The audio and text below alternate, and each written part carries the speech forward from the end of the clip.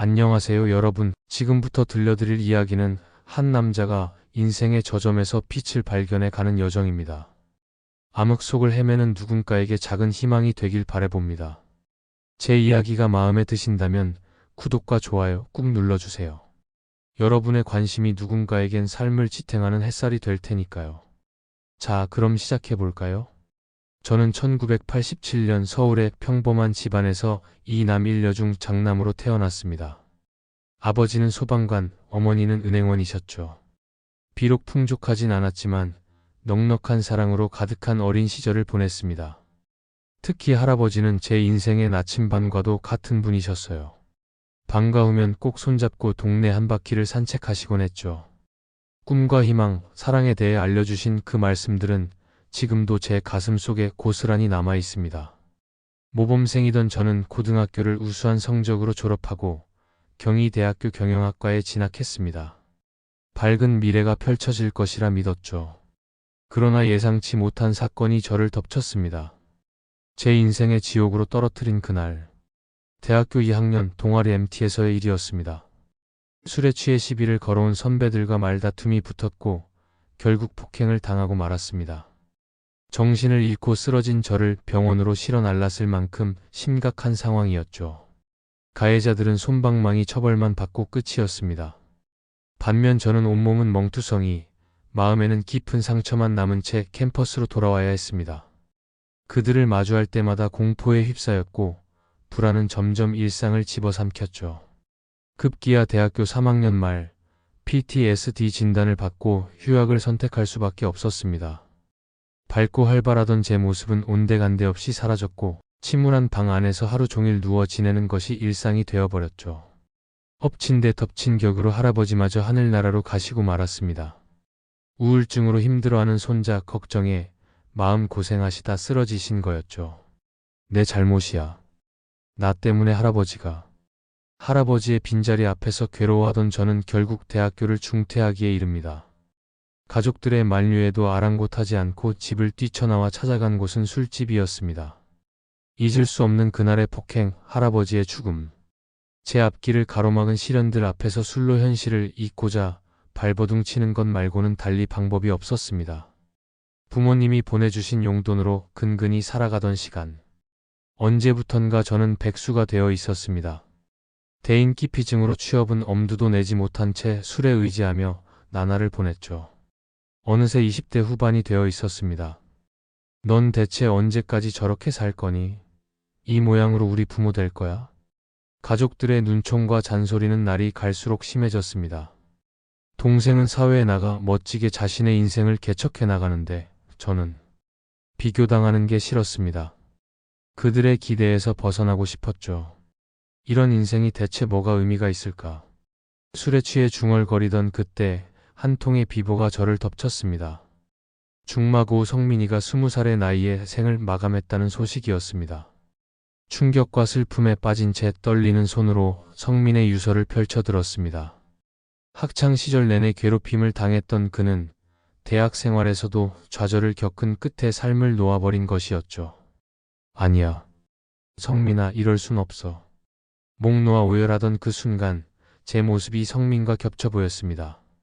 상실과 우울 속에 파묻혀 살던 제가 그와 같은 선택을 할지도 모른다는 두려움이 스쳐 지나갔죠. 강태호, 그런 식으로는 못 살아. 달라져야겠어. 다시 일어서야 해. 비로소 제 삶을 바꿔야겠다는 결심이 불타올랐습니다. 우선 술을 끊고 운동으로 망가진 몸을 추스르기 시작했죠. 헬스장에서 땀 흘리고 단련하면서 건강한 일상을 되찾아갔습니다. 함께 운동하던 형들이 건네는 격려와 지지가 또 하나의 큰 힘이 되어 주었죠. 술자리가 아닌 운동으로 맺어진 끈끈한 우정은 제게 새로운 자극제가 되었습니다. 한편으론 독학으로 자격증 공부를 시작했습니다. 처음엔 작은 아르바이트로 생활비를 모았죠. 낮에는 열심히 일하고 밤에는 책상 앞에 앉아 공부했습니다. 점점 자신감이 붙기 시작했고 무언가를 해낼 수 있다는 성취감이 제 영혼을 깨우는 듯 했습니다. 그렇게 2년여의 시간이 흘러 자격증 시험에 당당히 합격할 수 있었죠. 강태호, 잘했어. 이 길이 맞는 거야. 합격 증서를 손에 쥔 채 눈물 짓던 그 순간의 벅참은 지금도 잊을 수가 없습니다. 자격증을 발판 사막 격리사원으로 취직한 것은 제 인생의 또 다른 전환점이 되었죠. 일과 배움에 매진하면서 조금씩 자존감을 회복해 갔습니다. 특히 어려운 시기, 따뜻한 조언으로 이끌어주신 팀장님의 존재는 제게 큰 의지가 되었습니다. 그분 덕분에 사회생활이 두렵지 않게 되었고 업무 역량도 점차 인정받을 수 있었죠. 태호야, 자네 정말 능력 있는 친구야. 포기하지 말고 힘내. 응원한다. 칭찬과 격려를 아끼지 않던 팀장님의 모습이 아직도 선합니다. 그리고 제 인생의 가장 소중한 존재로 다가온 그녀를 만난 것도 바로 이 시기였죠. 격리팀 대리로 새로 오신 한서윤 씨. 무뚝뚝한 제게 먼저 미소 짓던 그 모습에 순간 눈이 멀 것 같았습니다. 서서히 마음을 열고 그녀와 가까워질수록 저도 모르게 상처가 아물어가는 걸 느꼈습니다. 아픈 과거를 털어놓았을 때도 한결같이 감싸 안아주던 서윤 씨의 포용력은 제가 다시 사람을 신뢰하는 법을 가르쳐 주었죠. 태호 씨, 이렇게 꿋꿋하게 버텨온 모습 정말 멋져요. 앞으로도 함께 이겨내 보아요. 울컥하던 그 말에 저도 모르게 눈물을 쏟고 말았습니다. 스스로를 사랑하고 인정하는 일이 이토록 벅찬 일일 줄은 그때까지 미처 알지 못했습니다. 2년 뒤 결혼식장에 선 우리는 환한 미소로 평생을 약속했습니다. 손을 맞잡은 그 순간 지나온 모든 고통이 눈 녹듯 사라지는 것 같았습니다.